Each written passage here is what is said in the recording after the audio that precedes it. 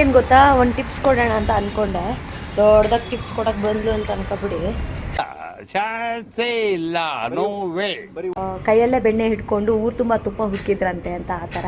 So ನಮ್ಮ ಹತ್ರನೇ suggestions ಇರುತ್ತೆ. ನನಗಂತೂ ಜೀವ ಹೋದಂಗೆ ಆಗ್ಬಿಡ್ತು. ಇವತ್ತೊಂದು ಈಸಿಯಾದಂತಹ ರೆಸಿಪಿನ ನಿಮಗೆ ಹೇಳ್ಕೊಡೋಣ ಅಂತ ಇದ್ದೀನಿ. ಸೀರಿಯಸ್ಲಿ ತುಂಬಾ ಚೆನ್ನಾಗಿದೆ. ಹೆಲ್ದಿಯಾಗಿ ದಪ್ಪಾಗಬೇಕು ಅಂತ ಇದ್ದವರಿಗೆ ಇದು ಬೆಸ್ಟ್ ರೆಮಿಡಿ. ಓಕೆನಾ? ಬಿಸಿಲೇ ಬಿಸಿಲೇ ನನ್ನ ಕಪ್ಪು ಮಾಡಬೇಡ.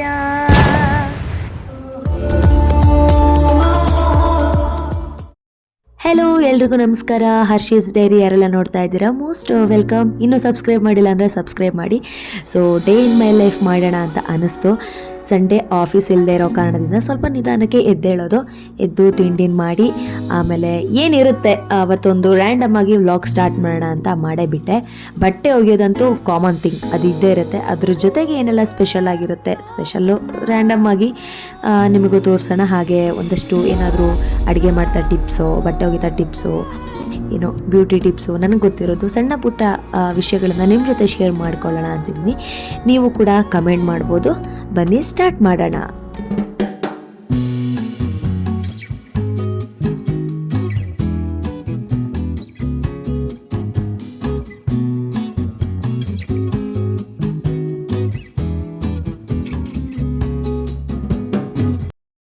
ರಾತ್ರಿನೇ ಉತ್ತುತ್ತೆ ಅಂದರೆ ಡ್ರೈ ಡೇಟ್ಸ್, ಖರ್ಜೂರವನ್ನು ಡ್ರೈ ಇರೋದಂತ ನಮ್ಮ ಸೈಡ್ ಉತ್ತುತ್ತೆ ಅಂತ ಹೇಳ್ತೀವಿ. ಸೊ ಅದನ್ನು ನೆನೆ ಹಾಕಿರ್ತೀನಿ.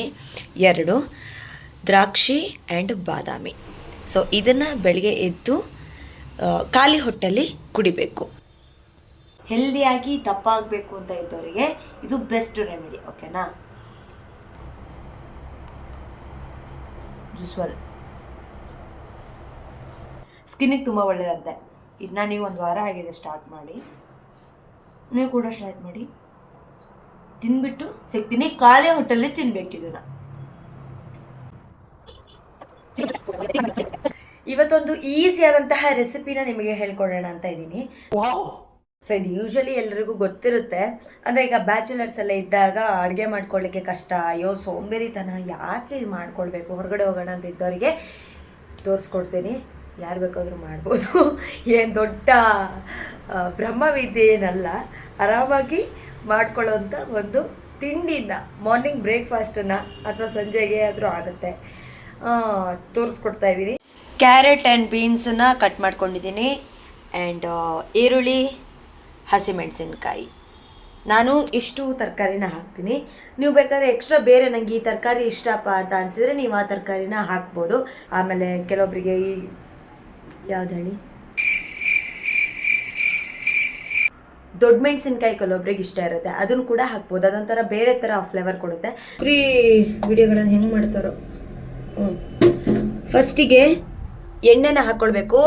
ಎಣ್ಣೆ ಖಾಲಿ ಆಗಿಬಿಟ್ಟಿದೆ, ಅದಕ್ಕೆ ತುಪ್ಪ ಹಾಕ್ಕೊಳ್ತಾ ಇದ್ದೀನಿ. ಅಯ್ಯೋ ಏನಪ್ಪ ರಿಚ್ ಕಿಟ್ಟು, ಯಾವಾಗಲೂ ತುಪ್ಪನೇ ಹಾಕೊತಾಳ ಇವಳು ಅಂತ ಅನ್ಕೋಬೇಡಿ. No comments.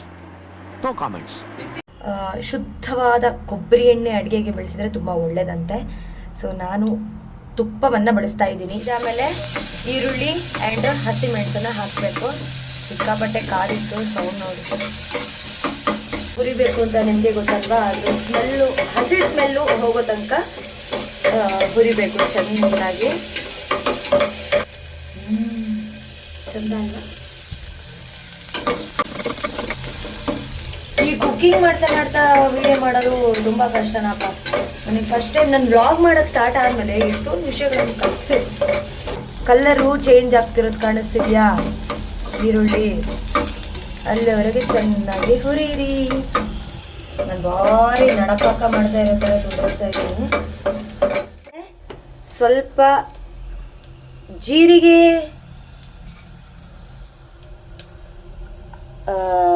ಸಾಸಿವೆ, ಮತ್ತೆ ಬೇಕಾದ್ರೆ ಅರಿಶಿನ ಹಾಕ್ಬೋದು. ಬೇಕಾದರೆ ಸುಟ್ಟು ಹೋಗುವಂಥ ಸಾಧ್ಯತೆ ಇರುತ್ತೆ. ಆವಾಗ ಏನು ಮಾಡಬೇಕು ಅಂದರೆ ಸ್ವಲ್ಪ ಮತ್ತೆ ಎಣ್ಣೆ ಹಾಕಿ. ಓಕೆನಾ? ಎಣ್ಣೆ ಹಾಕಿದಾಗ ಸರಿ ಆಗುತ್ತೆ. ತರಕಾರಿಗಳನ್ನು ಹಾಕಿಕೊಳ್ಳೋಣ. ಎಲ್ಲಿ ಹಾಕ್ತಿದ್ದೀನಪ್ಪ. ಈ ಥರ ಸೌಂಡ್ ಬಂದರೆ ನನಗಿರೋ ಥರ ಖುಷಿ, ಅದೇನೋ ಥರ ಖುಷಿ. ಯಾವ ಇವೆಲ್ಲ ಇದು ಅಕ್ಕಿ ಹಾಕೊಳ್ಬೇಕು. ಈಗ ಅಕ್ಕಿ ಇದೆ,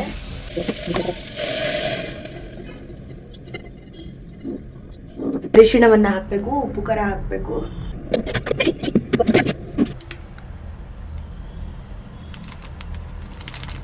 ಸ್ವಲ್ಪ ಖಾರದ ಪುಡಿಯನ್ನು ಹಾಕಿ,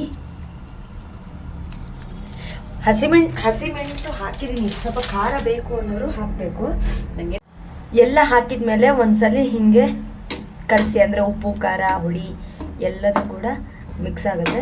ಎಷ್ಟು ನೀರು ಬೇಕಷ್ಟು ಹಾಕಿ ಅಕ್ಕಿ ಕೂಡ ಹಾಕಿದ್ದೀನಿ. ಸೊ ಈಗ ವಿಷಲನ್ನು ಕೂಗಿಸುವಂಥ ಸಮಯ. ಎಸ್,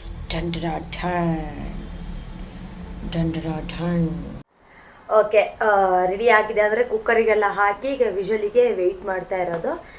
ಏನು ಒಂದಷ್ಟು ಅಂದರೆ ನನಗೆ ಗೊತ್ತಿರೋಂಥ ಒಂದಷ್ಟು ಸ್ಮಾಲ್ ಟಿಪ್ಸ್ಗಳನ್ನು ಕೊಡೋಣ ಅಂತ ಅನ್ನಿಸ್ತು. ಏನು ಭಯಂಕರ ಗೊತ್ತು ಅಂತ ಏನಲ್ಲ. ಈಗ ಈರುಳ್ಳಿ ಕಟ್ ಮಾಡಬೇಕಾದ್ರೆ ಯೂಶ್ವಲಿ ಅಂದರೆ ಕಣ್ಣಲ್ಲಿ ನೀರು ಬರೋದು ಕಾಮನ್ನು. ಸೊ ಆ ಥರ ಕಣ್ಣಲ್ಲಿ ನೀರು ಬರಬಾರ್ದು ಅಂದರೆ ಏನು ಮಾಡಬೇಕು ಅಂದರೆ, ಈರುಳ್ಳಿನ ಕಟ್ ಮಾಡೋಕ್ಕಿಂತ ಮುಂಚೆ ಈರುಳ್ಳಿ ಸಿಪ್ಪೆ ಇರುತ್ತಲ್ವ, ಅದನ್ನು ಸ್ವಲ್ಪ ತಲೆ ಮೇಲೆ ಇಟ್ಕೊಂಡು ಕಟ್ ಮಾಡಿದರೆ ಈರುಳ್ಳಿ ಕಟ್ ಮಾಡಬೇಕಾದ್ರೆ ಕಣ್ಣಲ್ಲಿ ನೀರು ಬರೋಲ್ಲ ಅಂತ ನನಗೆ ಯಾರೋ ಹೇಳಿದರು, ಯಾರೋ ನೆನಪಾಗ್ತಾ ಇಲ್ಲ, ಸಾರಿ. ಆ ಥರ ಮಾಡಿದ್ರೆ ಕಣ್ಣಲ್ಲಿ ನೀರು ಬರೋಲ್ಲ ಅಂತ, ಈರುಳ್ಳಿ ಸಿಪ್ಪೆಯನ್ನು. ಸೊ ನಾನು ಅದೇ ಥರ ಟ್ರೈ ಮಾಡ್ತೀನಿ ಯಾವಾಗಲೂ. ಕಣ್ಣಲ್ಲಿ ನೀರು ಬರೋಲ್ಲ, ಆ ಥರ ಇಟ್ಕೊಂಡಿಲ್ಲ ಅಂದರೆ ಕಣ್ಣಲ್ಲಿ ನೀರು ಬರುತ್ತೆ. ಸೊ ನೀವು ಕೂಡ ಟ್ರೈ ಮಾಡಿ. ಇನ್ನು ಬೇರೆ ಬೇರೆ ಟಿಪ್ಸ್ಗಳು ನಿಮಗೆ ಗೊತ್ತಿರಬಹುದು, ಗೊತ್ತಿದ್ದರೆ ನನ್ನ ಕಮೆಂಟ್ ಬಾಕ್ಸಲ್ಲಿ ತಿಳಿಸಿ. ಸೊ ನನಗೂ ಹೆಲ್ಪ್ ಆಗುತ್ತೆ, ನೋಡೋರಿಗೂ ಈಸಿ ಆಗುತ್ತೆ, ಹೆಲ್ಪ್ ಆಗುತ್ತೆ ಅಂತ. ಓಕೆ, ಅದೊಂದು ಈರುಳ್ಳಿ ಕಟ್ ಮಾಡಬೇಕಾದ್ರೆ. ಆಮೇಲೆ ಇನ್ನೊಂದು ಏನು ಅಂದರೆ, ಅಡುಗೆಯಲ್ಲಿ ಉಪ್ಪು ಜಾಸ್ತಿ ಆಯಿತು ಅಂತ ಅನ್ಸಾಗಿ, ಈಗ ಅಡುಗೆ ಮಾಡಬೇಕಾದ್ರೆ ನೀವು ಟೇಸ್ಟ್ ನೋಡ್ತೀರಲ್ವ, ಸಾರು ಸಾಂಬಾರು ರಸಮ್ ಎಲ್ಲ ಮಾಡಬೇಕಾದ್ರೆ ಟೇಸ್ಟ್ ಗೊತ್ತಾಗುತ್ತಲ್ವ. ಉಪ್ಪು ಜಾಸ್ತಿ ಆಯಿತು ಅಂದರೆ ಉಪ್ಪನ್ನ ಕಮ್ಮಿ ಮಾಡೋಕ್ಕೆ ಕೆಲವೊಬ್ಬರು ಬೆಲ್ಲನ ಹಾಕ್ತಾರೆ, ಸಕ್ಕರೆನೂ ಹಾಕೋರಿದ್ದಾರೆ. ಸಕ್ಕರೆನ ಹಾಕ್ಬೇಡಿ, ಟೇಸ್ಟ್ ಕೆಟ್ಟೋಗುತ್ತೆ ಅಂತ ನನಗೆ ಅನಿಸುತ್ತೆ. ಸೊ ನಾನೊಂದ್ಸಲ ಟ್ರೈ ಮಾಡಿ ಕೆಟ್ಟೋಗಿತ್ತು. ಆಲೂಗೆಡ್ಡೆಯನ್ನು ಕಟ್ ಮಾಡಿ ಹಾಕಬೇಕಂತೆ. ಸೊ ಆಲೂಗೆಡ್ಡೆನ ಕಟ್ ಮಾಡಿ ಹಾಕಿದರೆ ಆಲೂಗೆಡ್ಡೆ ಹೀರ್ಕೊಳ್ಳುತ್ತೆ ಜಾಸ್ತಿ ಆಗಿರೋಂಥ ಉಪ್ಪನ್ನು, ಅಲ್ಲಿಗೆ ಸಮವಾಗುತ್ತೆ ಅಂತ. ಸೊ ಪೊಟ್ಯಾಟೋನ ಕಟ್ ಮಾಡಿ ಹಾಕಿದರೆ ತುಂಬಾ ಒಳ್ಳೆಯದು ಅಂತ. ಸೊ ಇನ್ಯಾವುದು ನೆನಪಾಗ್ತಾಯಿಲ್ಲ, ಒಂದಷ್ಟು ಗೊತ್ತಿರುತ್ತೆ, ನೆನಪಾಗ್ತಾ ಇಲ್ಲ ಯಾವುದು ಅಂತ. ಯಾವುದಾದ್ರೂ ಗೊತ್ತಿದ್ದರೆ ನೀವು ಕೂಡ ಅಡುಗೆ ಮಾಡಬೇಕಾದ್ರೆ ಈ ಟಿಪ್ಸ್ಗಳನ್ನು ಫಾಲೋ ಮಾಡಿ ಅನ್ನೋದಾದರೆ ಯಾವುದನ್ನು ಮಾಡಬಹುದು ಅಂತ ಕಮೆಂಟ್ ಬಾಕ್ಸಲ್ಲಿ ದಯವಿಟ್ಟು ತಿಳಿಸಿ, ನನಗೂ ಕೂಡ ಈಸಿ ಆಗುತ್ತೆ. ಓಕೆ, ಅಡುಗೆ ಆಗಿದೆ, ವಿಷಲು ಆಗಬೇಕು. ಸೊ ಅಂತ ಇದೆ, ಆಮೇಲೆ ಹೇಳ್ತೀನಿ ಹೇಗಾಯಿತು ಅಂತ. ತೆಗಿಯೋಣ, ತಕ್ಷಣ ತೆಗಿಬೇಡಪ್ಪ. ವಾವ್, ಕಲರ್ ಕರೆಕ್ಟಾಗಿದೆ, ನೀರು ಕರೆಕ್ಟಾಗಿದೆ, ಪರ್ಫೆಕ್ಟ್. ವಾರೇ ವಾ ಆಗಿದೆ, ಅಂದರೆ ನೋಡೋಕ್ಕೆ ಸಕ್ಕದಾಗಿದೆ. ಸೊ ಕಲಸೋಣ ಒಂದ್ಸಲಿ. ನೀರೆಲ್ಲ ಪರ್ಫೆಕ್ಟ್ ಆಗಿದೆ. ನಾನು ಏನು ಅಂದ್ಕೊಂಡೆ ಗೊತ್ತಾ, ಬ್ಲಾಗ್ ಮಾಡೋ ಭರದಲ್ಲಿ ನೀರೆಲ್ಲ ಆಚೆ ಆಗಿರುತ್ತೆ, ಸುಟ್ಟು ಕರ್ಕಲಾಗಿರುತ್ತೆ ಅಂತ ಅಂದ್ಕೊಂಡೆ. But it's perfect. ನೀರೆಲ್ಲ ನಿಜವಾಗ್ಲೂ ಸೀರಿಯಸ್ಲಿ ಹರ್ಷಸ್ ಕಿಚನಲ್ಲಿ ಇದೆಲ್ಲ ಆಗ್ತಾ ಇದೆಯಾ ನೋಡಿದ್ರಾ, ಎಷ್ಟು ಫಟಾಫಟ್ ಅಂತ ಆಗತ್ತೆ ಅಂತ ನಾನು ಹೇಳಿಲ್ವಾ. ನೀವು ಟ್ರೈ ಮಾಡಿ ಸೀರಿಯಸ್ಲಿ. ತಿನ್ನೋಣ ಈಗ. ಹೊಗೆ ನೋಡಿ ಹೇಗೆ ಬರ್ತಾ ಇದೆ.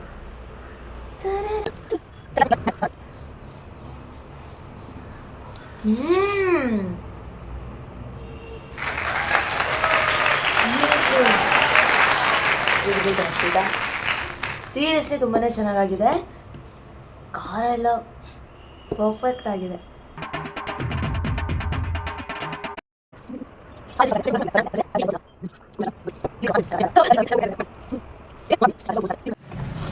ಆ್ಯಸ್ ಯೂಶುವಲ್ಲು ಬಟ್ಟೆ ಒಗೆಯೋದು ಇದ್ದೇ ಇರುತ್ತೆ. ಭಾನುವಾರದ ಕೆಲಸಗಳು, ಭಾನುವಾರ ಯಾವ ರೀತಿಯಾಗಿ ಹೋಗುತ್ತೆ ಅಂತ ಗೊತ್ತೇ ಆಗಲ್ಲ. ಬಿಕಾಸ್ ಈ ಥರದ ಕೆಲಸದಿಂದ ನಂದು ಒಂದಷ್ಟು ಬಟ್ಟೆ ಇದ್ದಾವೆ, ಈ ಥರದ್ದು ಒಂದಷ್ಟು ಕೆಲಸದಿಂದ. ಏನಿವೆ ಅವ್ರವ್ರ ಕೆಲಸ ಅವ್ರವ್ರು ಮಾಡ್ಕೊಳ್ಳೋದ್ರಲ್ಲಿ ಅದೇನೋ ಒಂಥರ ಖುಷಿ ಅಲ್ವಾ. ಸೊ ಇವಾಗ ಬಟ್ಟೆನ ನೆನೆಸಿಡಬೇಕು. ಬನ್ನಿ ಫಟ ಅಂತ ಮಾಡ್ಕೊಂಬಿಡೋಣ ಕೆಲಸ. ಒಂದು ಟಿಪ್ಸ್ ಕೊಡೋಣ ಅಂತ ಅಂದ್ಕೊಂಡೆ, ದೊಡ್ಡದಾಗಿ ಟಿಪ್ಸ್ ಕೊಡೋಕೆ ಬಂದ್ಲು ಅಂತ ಅನ್ಕೊಬಿಡಿ. ನನಗಂತೂ ಜೀವನವೇ ಬೇಸರ ಆಗೋಗ್ಬಿಟ್ಟಿದೆ. ಏನು ಅಂದರೆ ಈ ಟವಲ್ಗಳಿರ್ತಾವಲ್ವ, ನಾವು ಡೈಲಿ ಯೂಸ್ ಮಾಡುವಂಥ ಟವಲು, ಅದನ್ನು ವಾರಕ್ಕೆ ಒಂದ್ಸಲ ಆದರೂ ವಾಶ್ ಮಾಡ್ಕೊಳ್ಬೇಕು. ಓಕೆನಾ? ಸೊ ಕೆಲವೊಬ್ಬರು ಒಂದು ತಿಂಗಳಿಗೆ ಒಂದ್ಸಲ, ತುಂಬ ರೇರ್ ಬಟ್ಟೆ ಟವಲ್ಲು ವಾಶ್ ಮಾಡೋದು ಈ ಥರ ಎಲ್ಲ ಇರುತ್ತೆ. ಬಟ್ ನಮ್ಮ ಸ್ಕಿನ್ನಲ್ಲಿ ಅಲರ್ಜೀಸ್ ಆಗುತ್ತಲ್ವ, ಅದಕ್ಕೆಲ್ಲ ಕಾರಣ ನಮ್ಮ ಟವಲಿಂದ ಕೂಡ. ಸೊ ವಾರಕ್ಕೆ ಒಂದ್ಸಲ 2 ಸಲ ಹೋಗಿದ್ರು ಒಳ್ಳೆಯದು. ಒಂದ್ಸಲ ಹೋಗಿದ್ರಂತೂ ತುಂಬಾ ಒಳ್ಳೆಯದು. ನಾನು ವಾರಕ್ಕೆ ಒಂದ್ಸಲ ಅಂತೂ ಹೋಗಿದ್ದೀನಿ. ಬಿಸಿಲೇ ಬಿಸಿಲೇ ನನ್ನ ಕಪ್ಪು ಮಾಡಬೇಡ.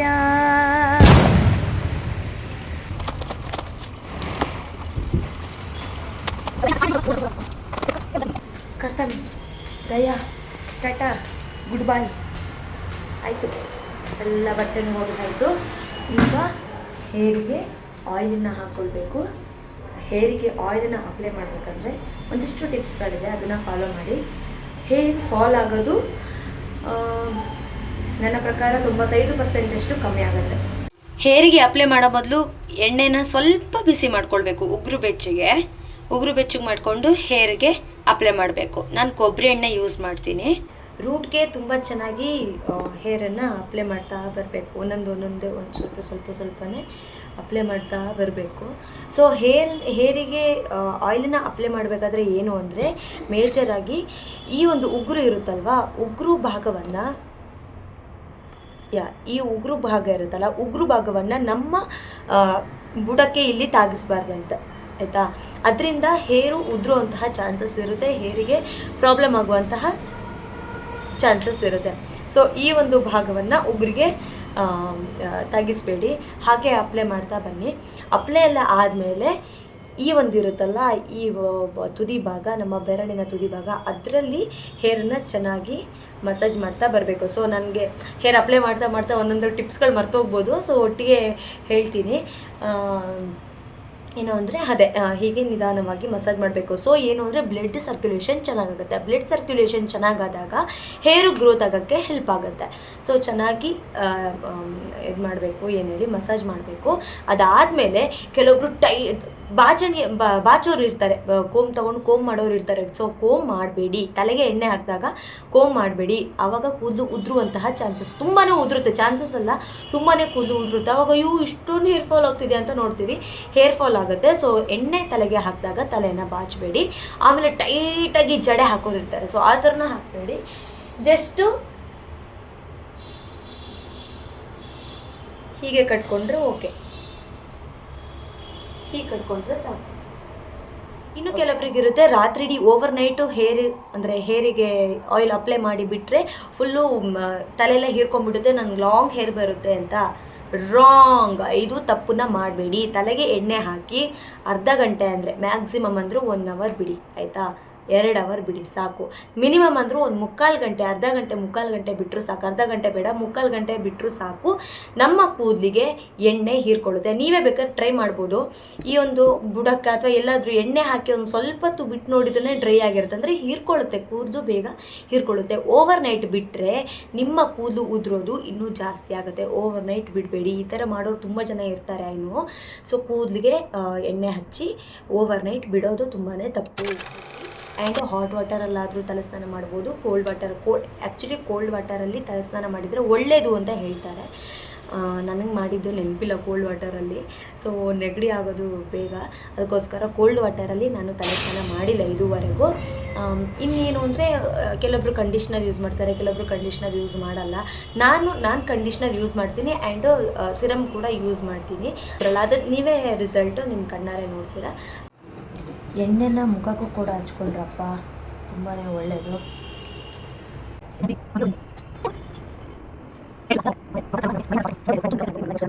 ಹಾಯ್. ಸೊ ತಲೆಸ್ನಾನ ಎಲ್ಲ ಮಾಡಿ ಆಯಿತು. ಏನಪ್ಪ ಅಂದರೆ ತಲೆ ಒಣಗಿಸ್ಬೇಕಾದ್ರೆ ಒಂದು ಟಿಪ್ಸ್. ಇವತ್ತು ಏನಪ್ಪ ಫುಲ್ ಹರ್ಷಿದ ಟಿಪ್ಸೇ ಕೊಡ್ತಾ ಇದ್ದಾಳೆ ಅಂತ ಅನ್ಕೋಬೇಡಿ. ಏನು ಅಂತ ಹೇಳಿದರೆ, ಯಾವಾಗಲೂ ನಾವು ಹರಿಬಿರಿ ಬಿಸಿ ಇದ್ದಾಗ ಮಾತ್ರ ನಾವು ಹೇರ್ ಡ್ರೈ ಅಥವಾ ಸ್ಟ್ರೈಟ್ನರ್ ಬಿಡಿ, ಅದು ಬೇರೆ, ಹೇರ್ ಡ್ರೈನ ಯೂಸ್ ಮಾಡಿದರೆ ಬೆಸ್ಟು, ಅಂದರೆ ತಲೆ ಸ್ನಾನ ಮಾಡಿದಾಗ. ಸೊ ಸುಮ್ಮನೆ ಈಗ ನಾವು ಮನೇಲಿ ಇರ್ತೀವಿ, ಆವಾಗಲೇ ಹೇರ್ ಡ್ರೈನ ಯೂಸ್ ಮಾಡೋದು, ಬೇಗ ತಲೆ ಕೂದಲು ಒಣಗಲಿ ಅಂತ.